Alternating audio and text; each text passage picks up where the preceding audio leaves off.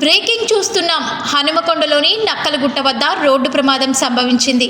బైక్ని కారు ఢీకొట్టింది. వ్యక్తి తలకు బలమైన గాయాలయ్యాయి. అంబులెన్స్లో ఆసుపత్రికి తరలించారు. వ్యక్తి పరిస్థితి విషమంగా ఉంది.